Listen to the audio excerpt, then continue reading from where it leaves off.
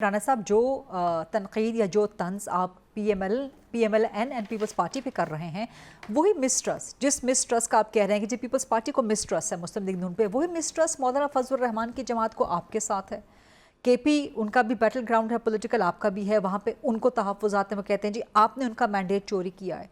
तो जो आपको PMLN एंड पीपल्स पार्टी से शिकवे हैं वही आप पर लागू नहीं होते क्या?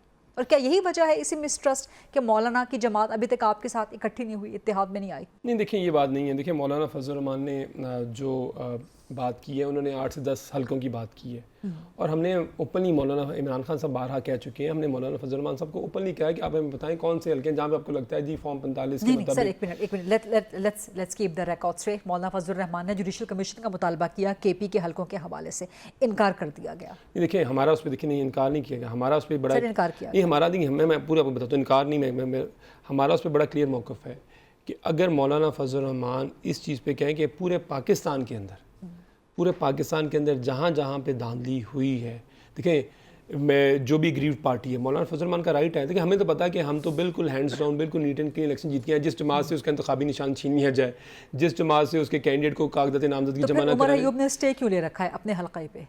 खुलवाते क्यों नहीं? उमर अयूब का ट्राइब्यूनल में मामला है। आपको पता है उमर अयूब कितनी लीड से इलेक्शन जीते हैं? आपको पता है 90,000 की लीड से इलेक्शन जीते हैं उमर अयूब, 90,000 की लीड से। तो रिकाउंट करवाने में प्रॉब्लम तो होना नहीं चाहिए। नहीं, स्टे कोई नहीं है, कोई स्टे नहीं है। देखिए नहीं, कोई स्टे नहीं है, मैं आपको बताता हूं। नहीं, कोई स्टे नहीं है। अगर ऐसी एक वो देखें इस तरह की, आप देखिए 90,000 की लीड से इलेक्शन हारा हुआ है, तो ओपोनेंट तो नहीं होना चाहिए। 90,000 से ज्यादा वो 1 लाख हमारे, हो जाएगी। मैं बताता हूँ आपको, 90 से बढ़ के 1 लाख कोई मसला नहीं है, कोई मसला नहीं है, मैं बता रहा हूँ कोई मसला नहीं है। वो तो मेरा ख्याल है कि KPK की तहरीक की सबसे जो बड़ी लीड है वो उमर अयूब साहब की है।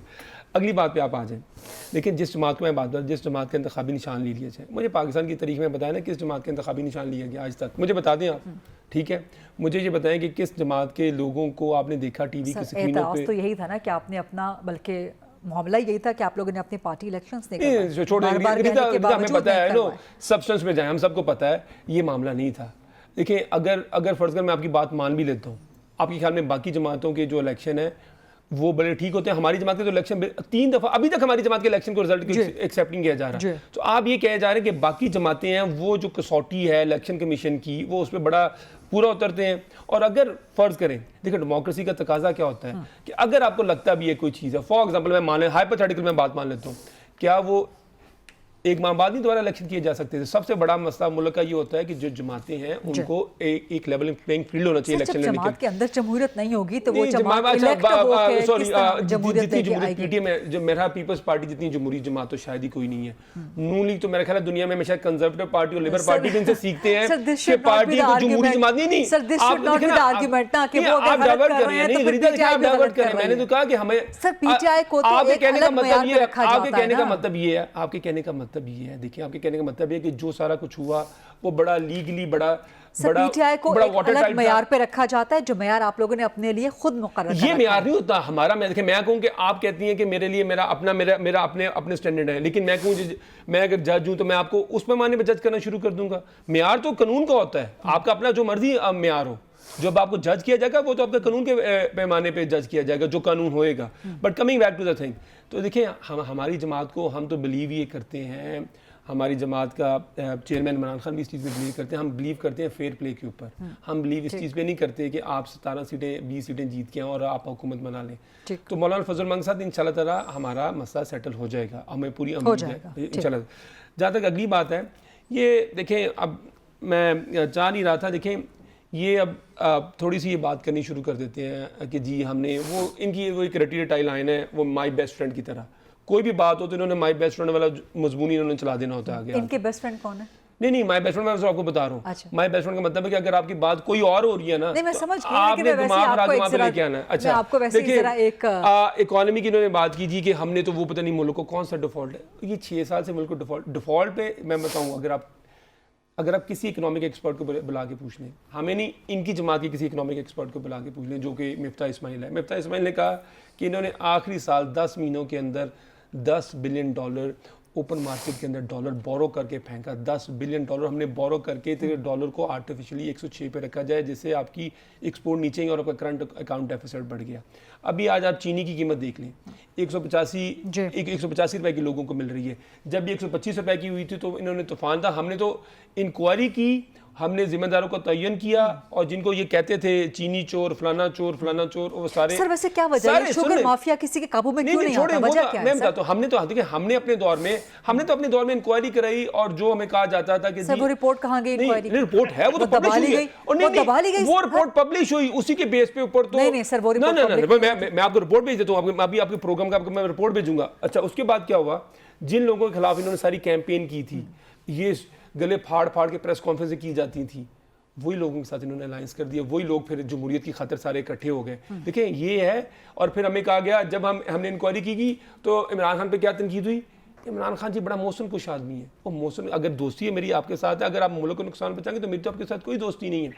अगली बात, इनके दौर के अंदर अब देखें कि इस टाइम जो पेट्रोलियम लेवी है, मुझे याद है शहबाज शरीफ ने 2020 के अंदर कहा था कि पेट्रोल की कीमत ही 21 में कह रहे हैं पेट्रोल की कीमत ही 70 रुपए लीटर कर दें। जो आज पेट्रोलियम लेवी 70 से 80 रुपए लीटर पे पेट्रोलियम लेवी ली जा रही है। इस टाइम मैं आपको बताऊं, इस टाइम जो क्रूड ऑयल ट्रेड हो रहा है वो $68 पर बैरल पे ट्रेड हो रहा है। हमारे दौर के अंदर $117 पर बैरल पे ट्रेड हो रहा था, और आज आप पेट्रोल की कीमत देखें, हमारे 250 रुपये, हम 150 रुपये में दे रहे थे। तो मैं कहने की कोशिश ये कर रहा हूँ कि आप ये बिजली की कीमतों की रोज आके कहते हैं जी बिजली बड़ी महंगी सर कम कर रहे हैं अभी 30 पैसे, तो बढ़िया बात, मेरा ख्याल है इससे अब 30 पैसे अब इकॉनमी चल जाएगी। ये बहुत बड़ी खुशखबरी है, ये इससे बड़ी ईदी कौम को नहीं मिल सकती जो ईदी कौम को ये देने लगे हैं। सर IMF नहीं मान रहा था, IMF नहीं मान रहा ना बिजली की कीमत 30 पैसे।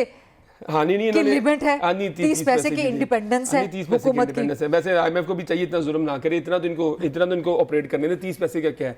दूसरा ये कि मुझे ये बात बताएं कि ये जो बिजली के सौदे थे, ये बिजली के जो कारखाने लगे थे IPPs के, देखिए उस जमाने में तो 2 बंद करवा दिए ना शहबाज शरीफ ने, बड़ी 2 या 3 बंद करवा, बड़ी मेहरबानी है। देखिए बंद हो रहे हैं उस जमाने के अंदर, सर जो अच्छी चीज अप्रिशिएट तो कर रहे हैं ना। उस जमाने के अंदर देखें, जो हमें याद है कि 2017 से 18 टीवी पे हमने इतने ऐड देखे कि देखें जी मुल्क से लोड शेडिंग का खात्मा हमने कर दिया। तब हम लोगों को समझाते थे कि ये जिस कीमत पे बिजली के कारखाने लग रहे हैं और लोड शेडिंग खत्म की जा रही है सिर्फ पॉलिटिकल माइलेज लेने के लिए, ये कल को हमारे गले का तौक बनेगी। आज आप देखें आपकी कैपेसिटी पेमेंट 2800 अरब रुपया हो चुकी है, कैपेसिटी पेमेंट जो 2013 के अंदर सिर्फ 300 अरब रुपया थी कैपेसिटी पेमेंट साल की। तो ये बिजली के कारखाने जो आज कह रहे हैं कि जी सेठों ने ऐसे किया वैसे किया, तो मुझे बताएं कि ये जो बिजली के कारखाने, जो बिजली के कॉन्ट्रैक्ट हैं, ये किए किसने थे? आपने 41,000 मेगावाट की इंस्टॉल कैपेसिटी लगा ली, जब आपकी मुल्क की पीक डिमांड 26,000 मेगावाट से ऊपर नहीं थी, वो भी सिर्फ 3 माह के लिए थी, और आपकी समर में आपकी डिमांड विंटर में आपकी डिमांड 9 से 10,000 मेगावाट आ गई थी। आज वो लोग जो 80 रुपए 90 रुपए या 70 रुपए यूनिट बिजली भर रहे हैं इन डिफरेंट सेक्टर, तो आपकी इंडस्ट्री नॉन कंपेटिटिव हो गई। फैसलाबाद के अंदर 100 टेक्सटाइल मिलें बंद हो चुकी हैं। अनएम्प्लॉयमेंट का जो हाल है, अच्छा 1.6 मिलियन लोग पाकिस्तान छोड़ चुके हैं, दुनिया में नंबर 2 है जो पाकिस्तानी जो लोग जिन्होंने माइग्रेट किया। फैसलाबाद में टेक्सटाइल मिलें अभी तक बंद हैं। हाँ जी, 100 टेक्सटाइल मिलें बंद हो चुकी हैं।